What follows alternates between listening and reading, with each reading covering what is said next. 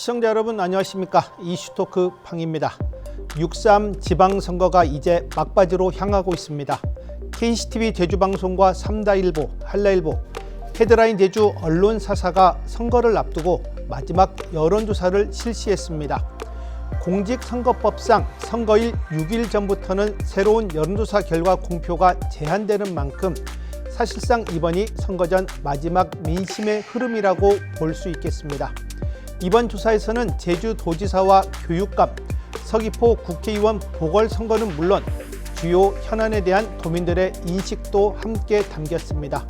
오늘은 이번 여론조사 결과를 중심으로 선거 판세와 남은 변수까지 짚어보도록 하겠습니다. 오늘도 함께하고 있습니다. 윤철수 헤드라인 제주 대표 기자, 조남철 삼다일보 편집국장입니다. 안녕하십니까? 안녕하십니까? 오늘 좋은 토론 부탁드리겠습니다. 저희 언론사사가 6.3 지방선거를 앞두고 마지막 여론조사를 시행했습니다. 앞서 말씀드렸지만 공직선거법상 선거일 6일 전부터는 여론조사가 불가능하기 때문에 마지막이라는 표현을 썼습니다. 먼저 제주도지사 선거 살펴보겠습니다. 예상은 했지만 격차가 컸습니다. 더불어민주당 위성곤 후보 63%, 국민의힘 문성유 후보 20%입니다. 당선 가능성에서는 위성곤 후보가 80%까지 올라갔습니다. 이번 여론조사 결과 어떻게 보셨습니까? 예, 종전 판세 흐름과 비교해서 좀 이렇다 할 이변은 좀 없었고요. 네. 뭐 거의 예상했던 수준의 결과가 나온 거 아닌가 생각합니다. 저 개인적으로 볼 때는 이번 마지막 여론조사에서는 위성곤 후보와 문성유 후보가 격차가 좀 좁혀지지 않을까 이렇게 좀 생각했는데 네. 오히려 좀 더 벌어진 느낌이 있습니다. 지금 43%포인트 격차가 났는데 왜 이렇게 큰 격차가 벌어졌을까? 좀 정당 지지도를 보면 그 문성유 후보의 그 지지도가 국민의힘 정당 지지도의 그 수치와 거의 일치한다 이렇게 좀 보여지고요. 반면에 좀 위성곤 후보는 좀 60%대를 이렇게 넘으면서 마지막에는 어쩌면 좀 70%까지도 갈 수도 있겠다라는 이런 좀 전망이 좀 나오고 있습니다. 왜냐하면 지금 부동층이 한 16% 정도 네. 나오고 있는데 최종적으로 그 16%의 그 부동층의 향배가 1위 후보와 2위 후보에게 이렇게 분배가 된다면 어쩌면 좀 위성곤 후보의 최종 득표율은 아마 70%까지도 예. 지금 여론조사 결과만 근거로 본다면? 앞으로 더 이상 뭐 변수도 없고 이변이 없다는 전제하에서 본다면 그렇게 좀 됩니다. 저는 뭐 결론적으로 지금 그 나타난 제주도지사 선거의 여론조사 결과는 판세가 어느 정도 좀 고착화되고 있음을 보여주는 것 아닌가 네. 생각을 합니다. 네. 예, 뭐 저도 거의 비슷한 네. 얘기입니다만은 예상보다는 격차가 진짜 많이 벌어졌습니다.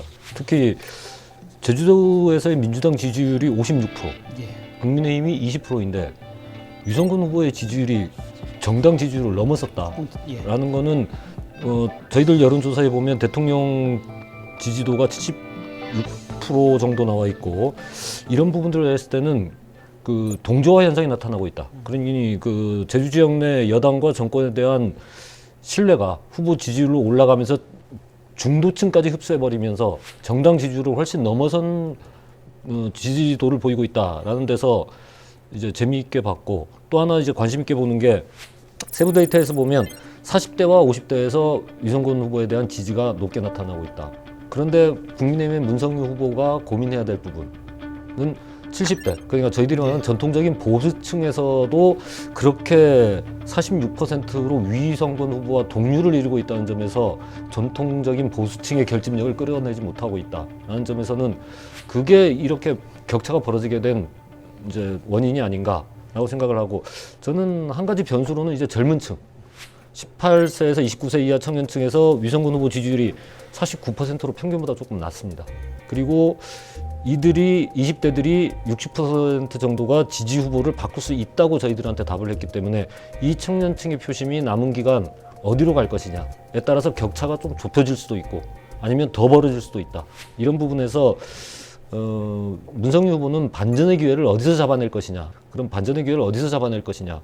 그 부분이 이제 관전 포인트가 되겠지만 힘겨운 추격을 하지 않을까 그렇게 생각을 하고 있습니다. 제가 뭐 볼 때도 뭐 문성유 후보의 귀책 사유로만 돌리기에는 네. 좀 뭔가 좀 더 그 조사 결과를 면밀히 좀 분석해 볼 필요는 있다고 좀 생각을 합니다. 이번 그 제주도 선거에서 나타난 전반적인 현상이 뭐냐면 그동안 종전에는 그 양강 구도, 양강 대결 구도가 정확하게 이렇게 형성되었던 반면에 이번에는 그 양강 대결 구도가 무너졌다라는 겁니다. 그 무너진 것도 그 더불어민주당은 기존과 거의 비슷한 체제로 유지가 되고 있는 반면에 국민의힘이 비상계엄 사태 이후에 급격히 무너지기 시작해서 이번 선거에서는 거의 뭐 초토화되다시피 그 당 체제 조직이 제주도에서는 있는가 싶을 정도로 있습니다. 그래서 한마디로 문성유 후보는 당의 그 뒷받침도 받지 못하고 지원 사격도 받지 못하고 홀로 그 고군분투를 하고 있는데 홀로 고군분투를 하면서 전략까지도 좀 약간 그 선거 전략과 대응이 약간 좀 부족했지 않나 이런 좀 복합적 요인에 따라서 이번에 그러니까 양강 구도가 그 급격히 좀 무너지면서 이 같은 여론조사에 큰 격차가 발생한 것 아닌가 생각을 합니다. 저도 이게 저는 문성유 후보의 문제라기보다는 예. 아까 윤 대표께서 말씀하신 대로 국힘의 문제다. 뭐 중앙당 지원 전혀 없이 그리고 당 내부에서도 좀 표현이 그렇습니다만은 문 후보를 공격하는 뭐 도의원 후보가 있고 이런 부분에서 뭐 전혀 어떠한 지원도 없이 혼자 고군분투하는 문성유 후보를 보면서 조금은 안타까운 마음까지도 들 정도로 고군분투를 하고 있는데 글쎄 남은 기간 이제 선거 운동을 펼쳐서 격차 반전의 기회를 얻을 수 있는 노력을 기대해 보겠습니다. 네. 이번 여론조사는 저희 언론사사가 한국갤럽에 의뢰해 실시한 내용이고 자세한 내용은 중앙선거 여론조사심의위원회 홈페이지를 참조하면 됩니다. 이번 여론조사에서 저희가 현안 3가지에 대한 질문을 드렸습니다. 이 공항과 제주형 간선 급행버스 체계 BRT 그리고 제주 칭따오 항로 문제입니다. 하나씩 짚어보겠습니다. 이 공항 먼저 살펴보면 과거와 크게 달라진 건 없는 것 같습니다. 오차 범위 내에서 찬반이 팽팽하게 나왔습니다. 다만 주목할 점은 저희가 이제 주민투표 실시에 대해서 여쭤봤는데 실시해야 한다라는 의견이 70%를 넘었습니다. 이번 결과 어떻게 보셨습니까? 좀 찬반 의견이 팽팽한 가운데 그 도민 10명 중 7명 이상은 네. 주민투표를 해야 된다. 예. 아마 이 응답의 결과가 나온 일은 딱 뭐 정확하다고 봅니다. 제2공항 찬반이 팽팽한 상황에서 어쨌든 간에 가부 결정은 내려야 된다. 이게 아마 도민들 그 의식에 자리 잡고 있지 않은가 좀 생각을 합니다.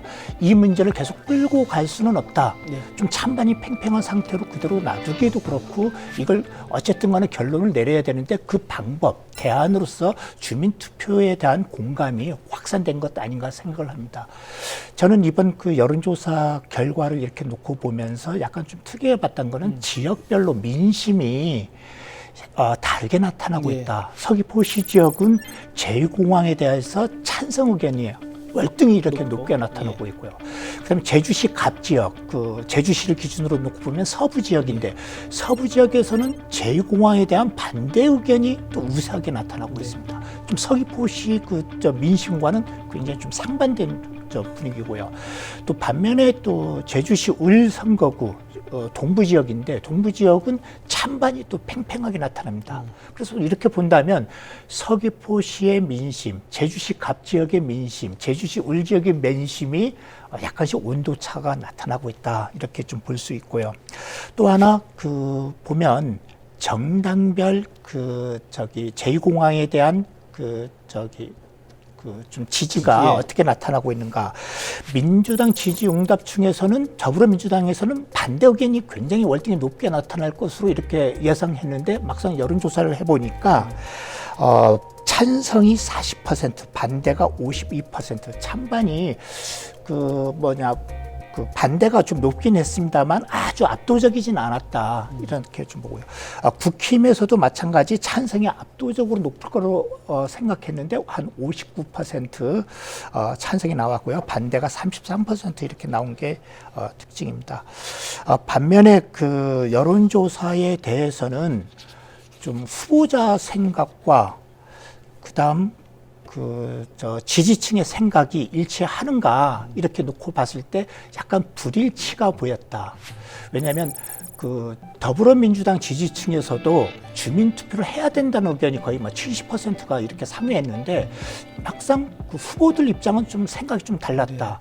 물론 더불어민주당 도지사 후보, 국회의원 후보, 또 국민의힘 도지사 후보, 국회의원 후보 전부 제2공항에 대해서는 공통적인 건 찬성 입장을 견지하고 있다. 그 4명 전부 찬성 입장을 견지하는데 반해서 주민투표에 대해서 물었을 때는 상당히 좀 미온적이다. 위성곤 후보 같은 경우에는 주민투표라는 단어는 언급했지만 주민투표를 하겠다라는 확정적 응답이 아니라 주민투표 또는 공론조사를 일단 검토는 해보겠다라는 입장이거든요. 또 더불어민주당의 국회의원 후보인 김성범 후보 같은 경우에도 법에 따라서 절차적으로 진행하는 것에 대해서는 찬성을 한다면서도 주민투표에 물어봤을 때는 즉답을 표합니다. 주민 의견을 잘 수렴하겠다는 말로 대신 이렇게 하고 있고요. 또 반면에 국민의힘 도지사 후보나 국회의원 후보는 제2공항에 대해서는 좀 약간 조속히 추진할 필요성을 하면서도 주민투표에 대해서는 신중히 접근해야 된다는 이런 입장을 표명하고 있거든요. 그래서 후보들 생각과 실제 도민의 민심과도 약간 괴리가 있는 것 아닌가 이렇게 좀 분석이 됩니다.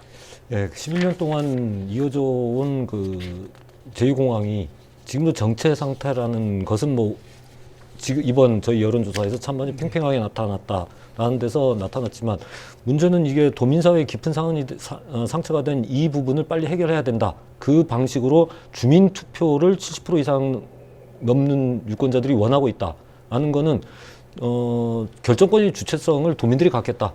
우리가 갖겠다. 도민의 자기 결정권을 도민들이 이제는 깊게 인식을 하고 있다. 라는 점과 절차적 정당성을 통해서 갈등을 봉합해야 된다. 그러니 이제는 찬반을 얘기하지만 주민투표가 이루어진다면 거기에 따라서는 수용할 수 있다라고 도민들은 생각하고 있다. 어떤 결론이 나오든지 그런 의사를 보였다고 생각을 하고 이게 이제 당선자들에게 이제 선거가 끝나서 당선자들에게는 진짜 무거운 압박이 될 것이다. 그렇죠. 아까 윤 대표께서 말씀하신 애매모호한 태도는 이제는 통하지 않는다. 즉 70%가 넘는 도민들이 주민투표를 어떻게 법적 제도적으로 이뤄낼 것이냐 그리고 중앙정부를 어떻게 설득할 것이냐라는 구체적인 로드맵을 이제 내놔라라고 압박을 하고 있다. 그래서 저는 당선자들 도지사든 국회의원이든 도의원이든 당선자들이 이제는 이 문제에 대해서 정확한 로드맵을 이제 내놔야 될 시기가 다가오고 있다라고 말씀을 드리고 싶습니다. 저도 공감을 합니다. 이번 민선 9기 도정이 이렇게 출범한다면 출범함과 동시에 최소한 6개월 내에 좀는 결정을 내려야 되지 않을 건가 좀 생각을 합니다. 단지 주민 의견 충분히 수렴하고 판단해 보겠습니다. 이 얘기는 이미 민선 8기 때도 그랬고요. 7기 때도 그랬습니다. 민선 8기 도정 출범하면서도 집단지성을 통해서 풀겠다 하고 도민 경청회까지 거치면서 거의 1년 동안 다시 도민 의견을 다 수렴했던 내용입니다. 다만 최종 가부 결정만 내리지 못한 상황이거든요. 이제는 주민투표를 하든 공론조사를 하든 지금 여론조사 결과에 나타난 도민 민심은 그겁니다. 70% 이상이 주민투표를 원했다라는 건 이제는 가부 결정을 내리자. 아마 이 뜻이 강하게 담겨 있는 거 아닌가 생각을 합니다. 네. BRT 문제, 특히 이제 위성곤 후보는 여전히 폐지를 거론하고 있습니다. 이번 여론조사 결과 찬반이 팽팽하게 나왔습니다. 숫자상으로는 폐지가 48%, 수정 보완 후 계속 추진이 43%로 나왔습니다. 민선 9기에서 고민이 깊어지지 않을까 싶습니다. 어떻게 보셨습니까?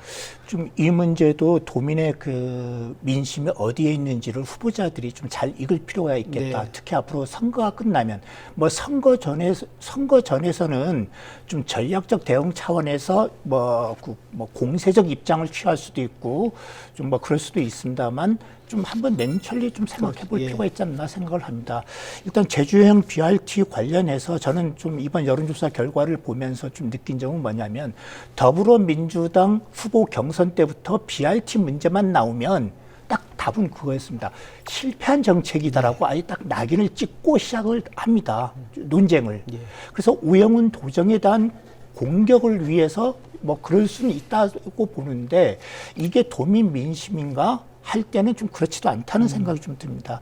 일단 폐지 요구가 분출했지만 후보들 사이에서는 폐지 요구가 많았지만 여론 뚜껑을 열어봤더니 43대 정상적으로 사업을 계속 추진해야 된다는 게 43%, 폐지해야 된다는 게 48%, 오차 범위 내에서 팽팽한 결과가 나왔습니다. 정작 그 후보들은 실패한 정책이고 바로 폐지해야 된다고 이렇게 주장을 했지만 여론은 찬반이 팽팽했다. 그리고 저는 연령대별로 이렇게 좀 눈여겨보는데 18세 이상과 20대 층에서는 계속 운영해야 된다는 의견이 높게 나타납니다. 반면에 50대와 60대에서는 폐지해야 된다는 의견이 우세합니다. 이건 뭘 말하는가? 18세 이상과 20대는 자가용 타기보다는 대중교통 이용이 많은 대중교통 세대로 이렇게 놓고 볼 수 있는데 여기서 바라볼 때는 사실 자가용 타는 그 이용자가 많지 않거든요. 그 20대에서는 버스를 많이 이렇게 이용하는데 큰 불편함을 많이 못 느꼈다라는 겁니다. 반면에 50대, 60대는 사실 자가용 세대 아닙니까? 그래서 50대, 60대의 응답층에서는 폐지 요구가 굉장히 분출됐다. 그래서 이 민심을 잘 읽어야 된다. 그럼 그 BRT를 대중교통의 문제, 그 대중교통 관점에서 바라볼 것인지 아니면 자가용 이용자들의 불편함을 해소하는 측면에서 바라볼 것인지 후자에서 바라본다면 폐지까지도 당연히 이렇게 그 결론이 나올 수밖에 없는데 전자, 대중교통을 활성화 측면에서 바라본다면 뭔가 좀 접근이 필요하지 않은가 생각을 합니다. 그래서 지금 현재 더불어민주당 위성곤 후보는 폐지, 전면 재검토를 주장하고 있고 반면에 문성유 후보 같은 경우에는 좀 신중한, 이거는 폐지보다는 재평가를 통해서 개선 방안을 모색하자는 쪽으로 얘기를 하거든요. 저는 어느 후보를 이렇게 지지하는 걸 떠나서 문 후보의 좀 생각도 좀 한번 검토해 볼 필요가 있지 않을까 생각을 합니다. 예, 우선은 이 BRT 문제가 특히 민주당 당내 경선 과정에서 진짜 크게 표심을 작용하면서 큰 여파를 끼쳤다. 그렇기 때문에 그 당시에 세 분, 이제 문대림 후보나 위성곤 후보나 오영훈 후보가 나왔을 때 두 후보, 문대림 후보와 위성곤 후보는 폐지, 오영훈 후보는 본인이 정책이기 때문에 뭐 유지하면서 더 발전을 시키겠다라고 했었지만 결국에 위성곤 후보가 승리를 하면서 이제 계속 폐지를 하겠다라고 계속 이 얘기를 했기 때문에 이 부분을 말씀을 드리겠습니다. 아까 저희들이 예상했던 저희들도 관점이 한쪽으로 몰렸었구나, 편협됐었구나라고 생각되는 게 BRT에 대해서 이렇게 수정 보완하면서 계속 가야 된다라는 수치가 이렇게 나올 정도까지 나올 거라고 예상을 못했었는데 이렇게 나왔다라는 건 도민들의 시각은 전혀 다르다. 라는 부분. 그렇게 된다면 이건 위성군 후보를 놓고만 얘기하겠습니다. 문성유 후보는 수정 보완을 하겠다고 얘기했기 때문에 위성군 후보가 만약에 당선이 된다면 지금까지 주장했듯이 그냥 한 칼에 무 베듯이 이걸 폐지할 수는 없을 것이다 라는 점을 이제는 인식해야 된다. 즉 매몰 비용, 그동안 저희들도 지적을 했습니다마는 매몰 비용과 그리고 대중교통 혁신, 대중교통의 어떠한 발전을 원하는 도민들의 의사를 무시할 수는 없을 것이다. 그러면 앞으로는 이 부분에 대해서 전면 폐지를 하겠다면 매몰 비용을 어떻게 처리할 것이냐, 그리고 또 어떻게 공사를 하고 그 예산들을 어떻게 확보할 것이냐, 어떻게 처리할 것이냐라는 부분을 내놓든지 아니면 수정 보완하는 대책을 마련하든지 이런 부분을 이제는 고민해야 될 때다. 단지 예전에 내가 내놓은 주장이기 때문에 이걸 폐지해야 된다라는 거는 선거 전략 차원이지 행정을 이끌어가는 입장에서는 고민해야 될 부분은 고민해야 된다. 이런 부분에서는 위성곤 후보의 고민은 조금 해야 되지 않을까 그렇게 생각을 합니다.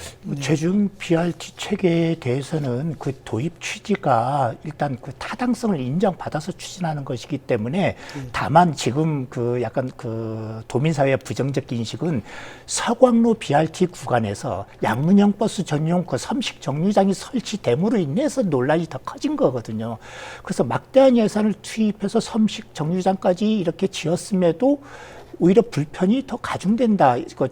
초반에 지금은 많이 개선됐습니다만 아마 이 문제 때문인데 그럼 앞으로 BRT 체계에는 그대로 좀 유지하면서 섬식 정류장 대신 종전에 계획했던 그 중앙 전용 차로제로만 다시 한번 좀 방향을 한번 재검토하는 건 어떤지도 한번 여러 가지 그 안을 갖고 한번 그 어느 게 더 좀 적합한 것인지 한번 검토해 볼 필요는 있다고 그 생각합니다. 부분 관련해서는 위성군 후보가 문성희 후보가 이제 민주당 후보가 된 이후에 토론을 하면서 조금 톤이 바뀌긴 했습니다.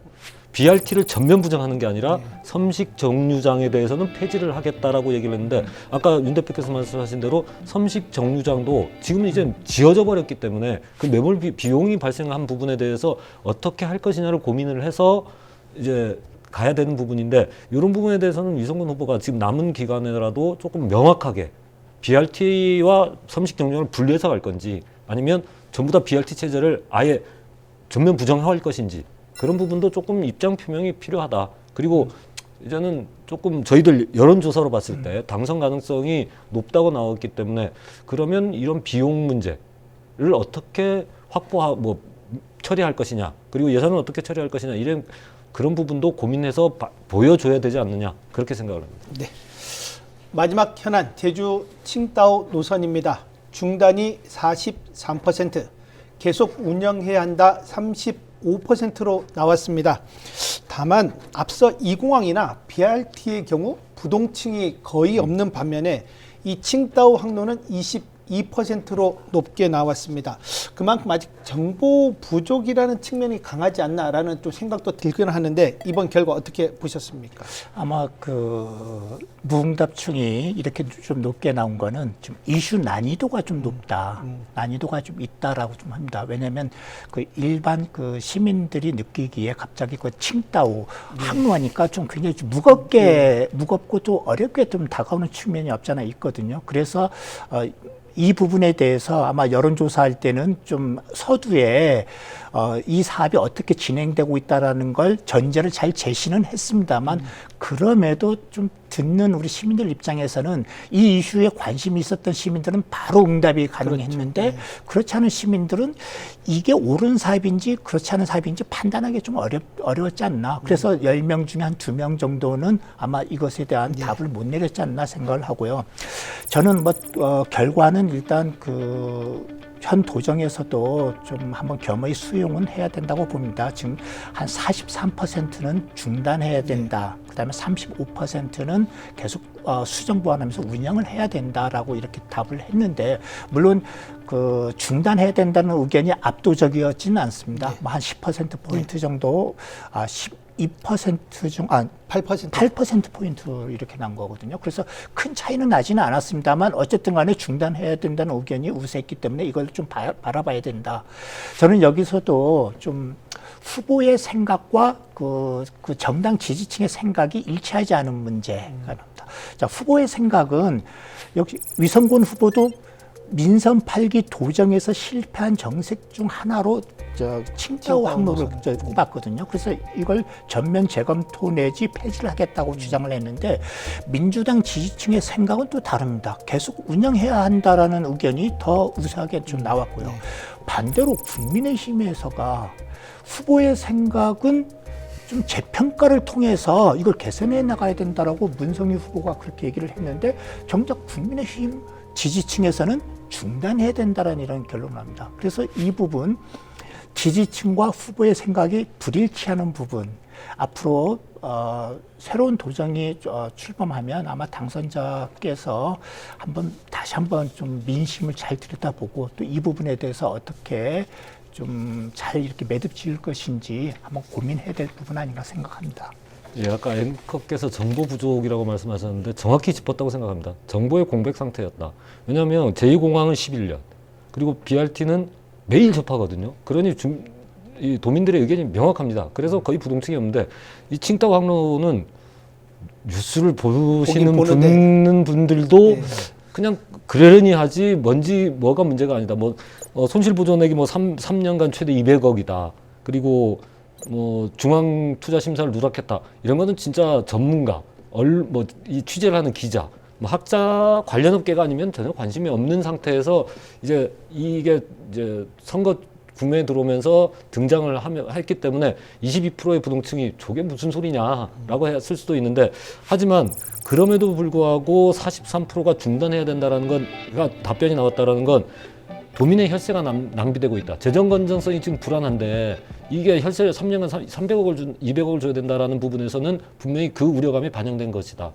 그렇게 됐을 때는 아까 윤 대표께서 말씀하셨지만 이제는 단지 폐지냐 운영이냐의 문제가 아니라 도민들에게 정확한 정보를 공개를 하고, 그러니까 혈세가 손실 보전금이 들어가는 부분도 있지만 앞으로 이걸 유지하겠다면 유지를 했을 때 어떠한 이득이 나올 수 있다라는 정확한 데이터를 제공하면서 도민들의 선택을 받아야 되지 않느냐, 도민들의 의견을 수렴해야 되지 않느냐, 그런 부분에서는 앞으로 그런 출구 전략이 마련돼야 이 칭다오 항로 문제에 대해서도 도정이 입장을 정할 수 있지 않느냐. 그냥 단순하게 지금 현재로서의 공약 같이 뭐 폐지하겠다, 다시 한번 재검토하겠다, 또는 수정 보완하겠다, 이거는 그냥 막연한 관념적 생각이 아닌가, 그렇게 생각을 합니다. 원래 뭐 칭다오 항로가 개설의 취지는 뭐 저는 충분히 타당성은 있다고 봅니다.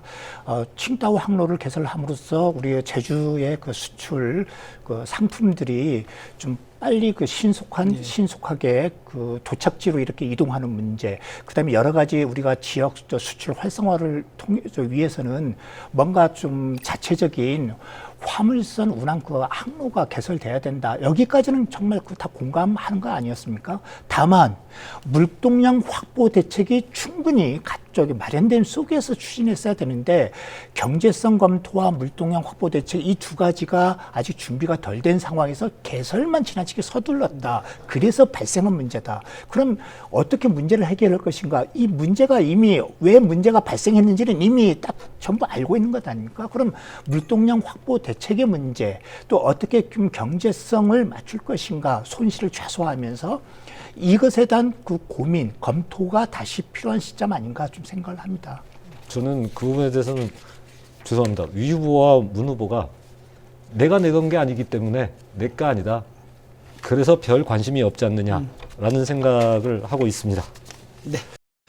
지방선거 하면 단연 관심사는 도지사 선거인데 이번에는 예전과는 사뭇 다른 분위기입니다. 그래도 선거는 선거고 끝까지 결과를 지켜봐야 할 텐데 도지사 선거 남은 기간 변수 어떻게 보고 있습니까?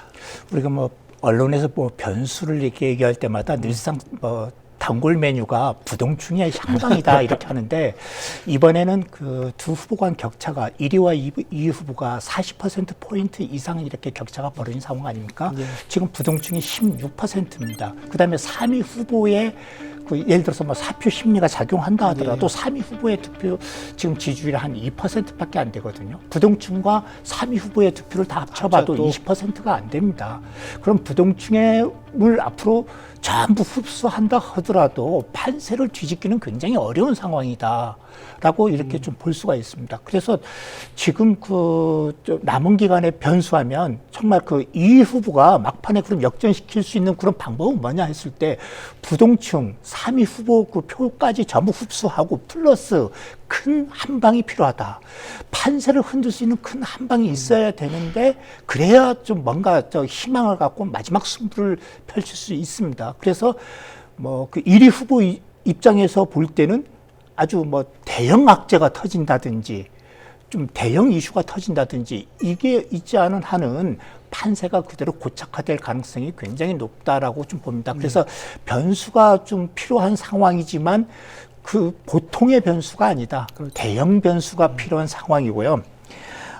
제가 좀 여기에서 좀 한 가지 조금 그 아쉬운 건 뭐냐면, 이 격차가 나다 보니까 이게 정말 선거전이 맞나, 승패를 떠나서 1위 후보의 선거 운동 방식은 뭐 보시는 분에 따라서 틀리겠지만 열심히 하고 있지 않냐 하지만 제가 볼 땐 그렇지 않습니다. 뭐 나열식 공약 발표, 자기만의 선거 운동을 합니다. 뭔가 논쟁이 벌어지는 것도 아니고 이슈와 쟁점 갖고 아마 치열한 공방이 벌어지는 것도 아닙니다.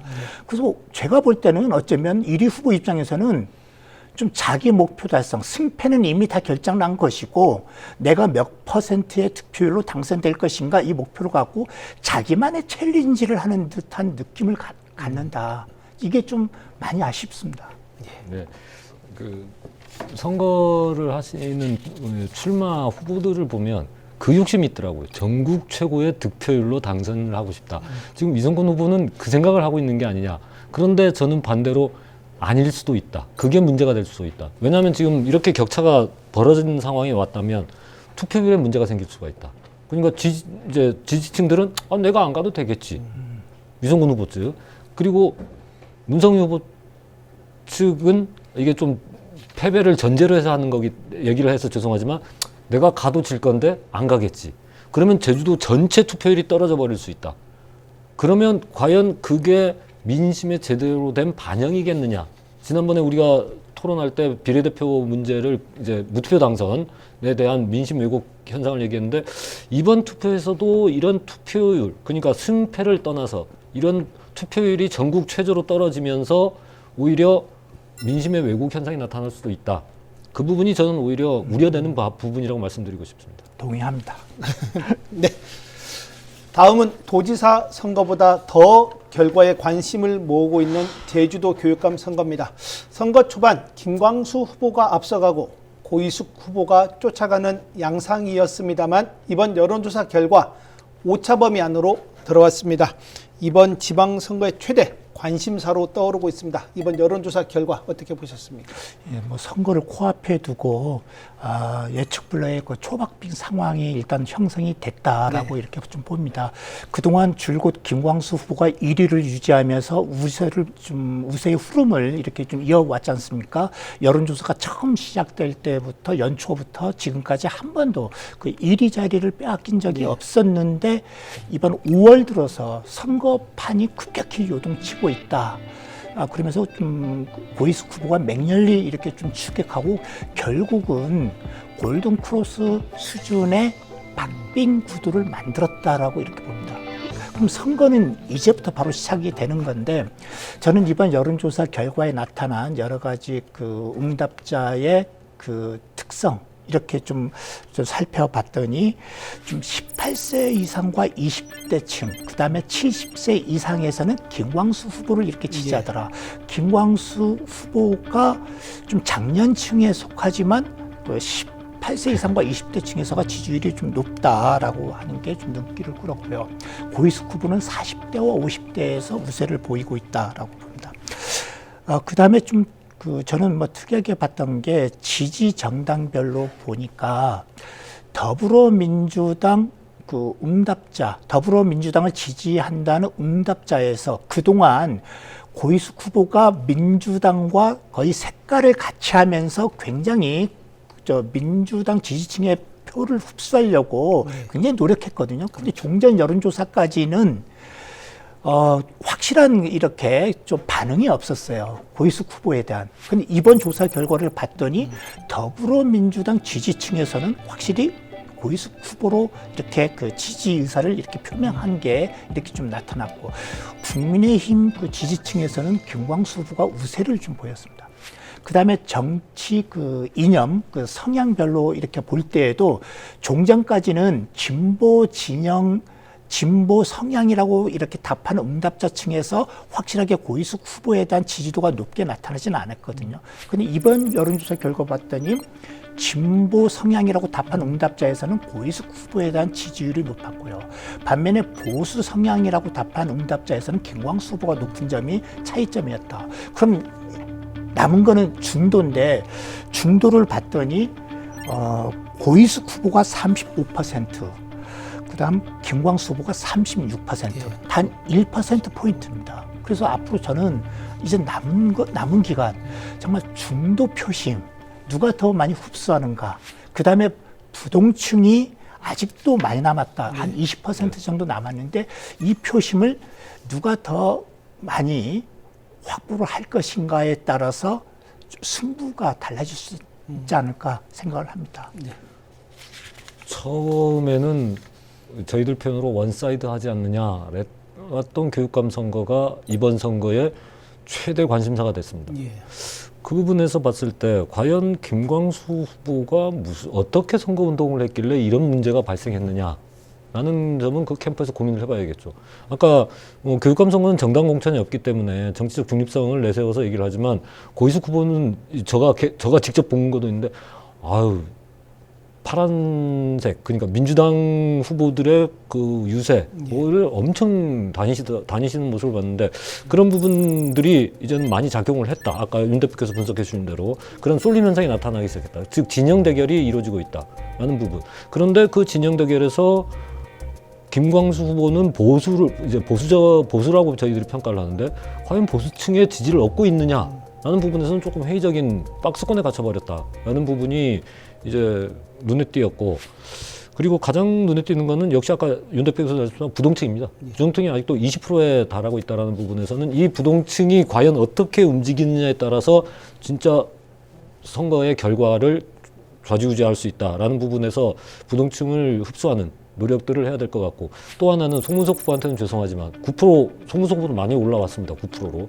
그런데 어차피 이 9%가 선거 당일 투표 당일에 가면 사표 심리가 발생했을 때 그 움직이는 표심이 또 어느 쪽으로 갈 것이냐 이 부분이 또 하나의 만약에 부동층이 진짜 투표를 안 해버리고 이 9%가 투표를 하러 나왔을 때 이게 사표 심리가 작용해서 어느 쪽으로 쏠리느냐에 따라서 1, 2위가 갈릴 수도 있다라는 부분에서는 송문석 후보의 또 행보가 어떤 결과를 낳을지 그것도 또 하나의 관심이고 송문석 후보는 완주를 지금 하겠다는 의지를 밝혔고 지금도 열심히 노력하고 있는데 그게 어느 쪽 어떻게 작용할지 한번 또 그 부분도 재미있게 봐야 될 것 같습니다. 그 아까 송문석 그 후보 그 선전 저는 9%의 그 지지를 이렇게 기록한 걸 굉장히 좀 선전의 의미로 이렇게 좀 바라봅니다. 예. 다만 이 9%의 그 표심을 어떻게 바라봐야 될 것인가 좀 저는 좀 소신 투표가 아닌가 생각을 합니다. 이 소신 투표라는 거는 아까 분함철 국장이 말했던 것처럼 약간 사표 심리를 통해서 쉽게 움직일 표인가 그렇죠. 아닌가 이걸 좀 한번 생각해 볼 필요가 있지 않을까 생각합니다. 물론 정치 커뮤니케이션 그 투표 행태 연구에서 보면은 3명 이상이 출마했을 경우 그다음에 1, 2위가 초박빙, 백중세를 이뤘을 때에는 3위 이하 그 후보의 그 지지층에서는 전략적 투표를 할 가능성이 굉장히 높다고 하거든요.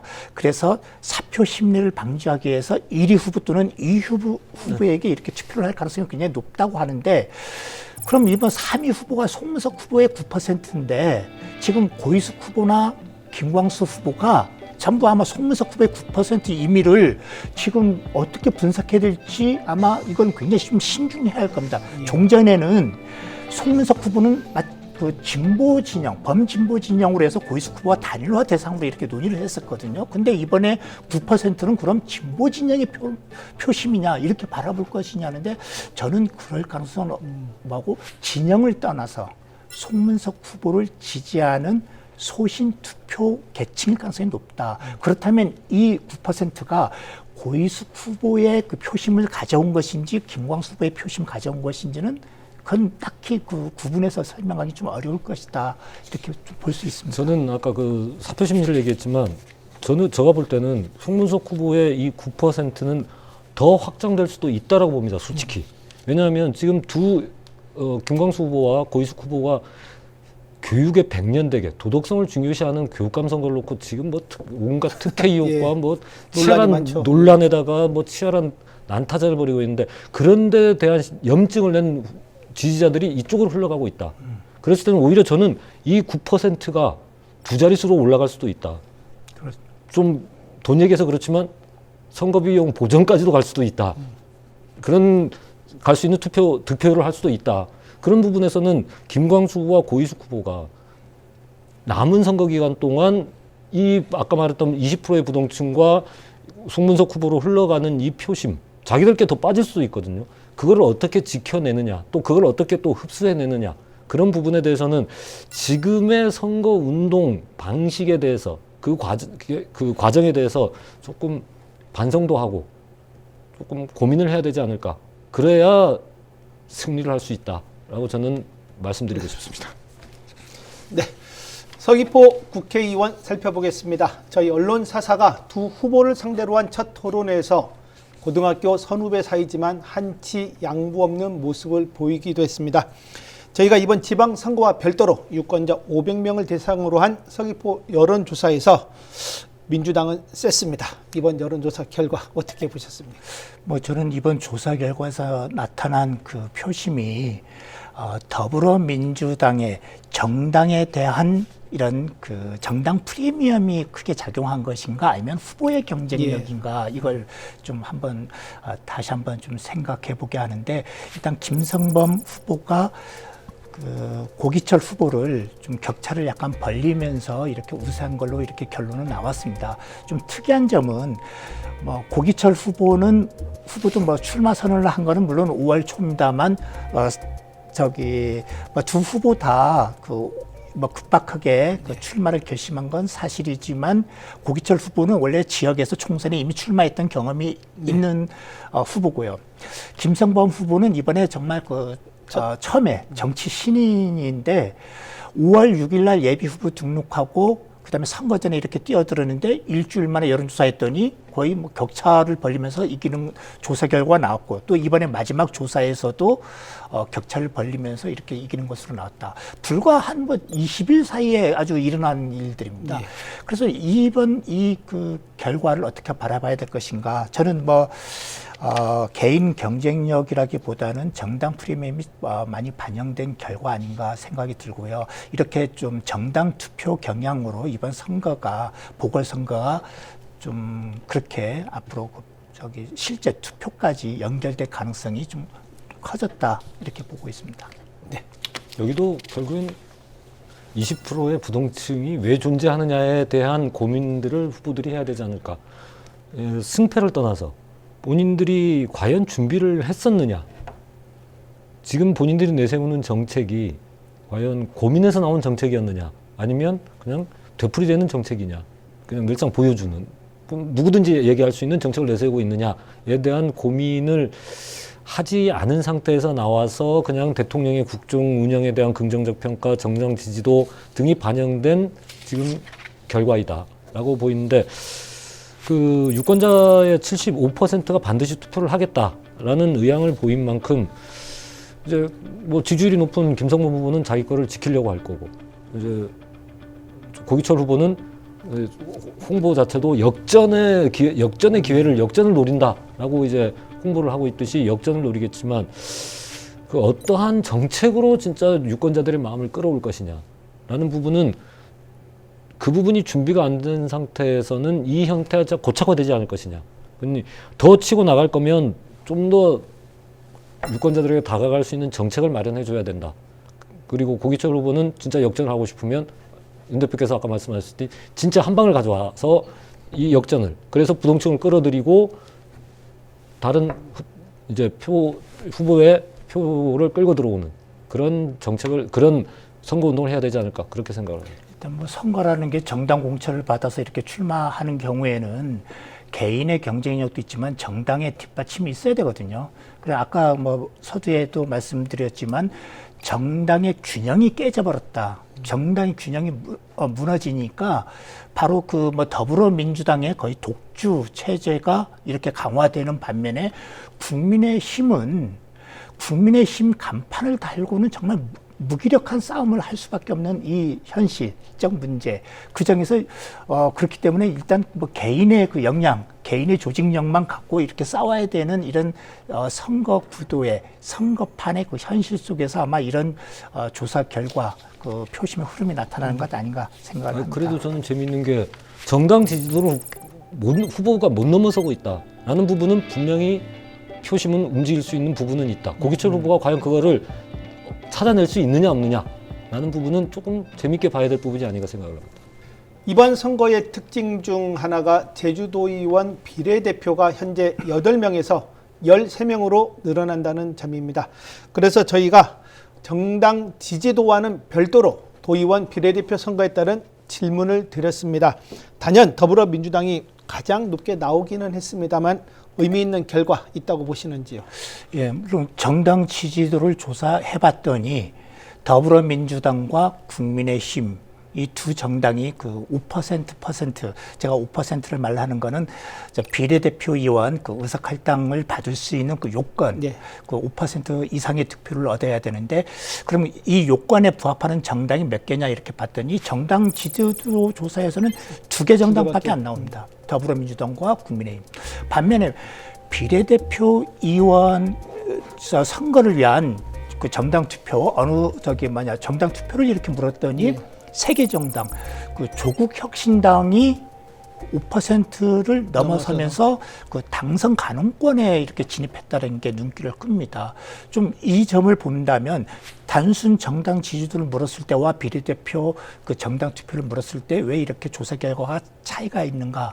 저는 그 유권자들이 이렇게 그 응답을 하면서 전략적 선택을 했다. 나는 더불어민주당을 지지하는데 예를 들어서 정당 투표는 조국혁신당을 지지한다, 또는 진보정당을 지지한다, 뭐 또 다른 정당을 지지한다, 이렇게 단순 정당 지지도의 마음과 그다음에 정당 투표의 지지도의 생각은 달리 이렇게 투표를 가져갈 수 있다라는 걸 확실히 보여준 결과가 아닌가 생각합니다. 그걸 비례대표 정당 투표 조사 이렇게 좀 결과 봤더니 민주당과 국민의힘 그다음에 혁신당이 6% 얻었고요. 그다음에 진보당과 녹색당도 단순 정당 지지도 이렇게 조사할 때는 1%밖에 안 됐거든요.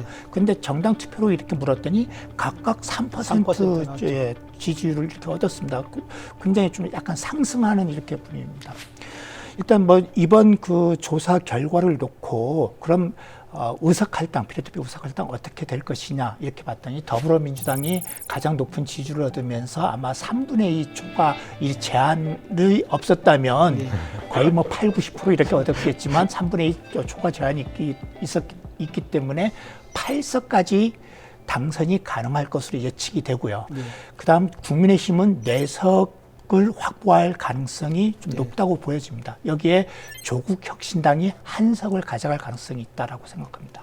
앞으로 남은 기간 문제는 지금 군소 정당 중에서 진보 진영에서 지금 선거 연대까지 하면서 지금 비례대표 투표에 이렇게 나서고 있는데, 지금 녹색당 같은 경우는 한 3% 정도 득표율이거든요.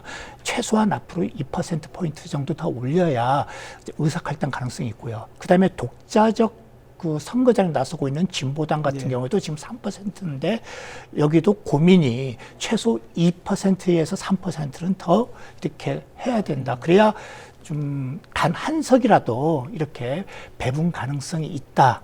아마 남은 기간 과제 아닌가 생각을 합니다. 예, 저는 이 비례대표 질문을 보면서 우선 두 가지로 보는데, 답변을 보는데, 우선은 저희들의 조사 방식이 전화 면접 방식으로 이루어지면서 ALS 방식보다는 유권자들이 심도 있게 답을 할 수 있는 조건을 마련해줬다. 그렇게 되면서 이런 좀 의미 있는 결과가 나오지 않느냐. 아까 윤 대표께서 분석을 해주셨지만 저는 깜짝 놀랐습니다. 조국혁신당이 비례대표 낼지 안 낼지를 전혀 몰랐었거든요. 그러다가 거의 후보 등록 이틀 전인가 후보들이 평택을 가서 조국 대표한테 임명장 그 후보증을 받고 내려와서 그냥 등록했는데 여론조사를 하니까 6%가 나왔습니다. 그것도 벌써 한석은 확보했다라고 이 수치로면.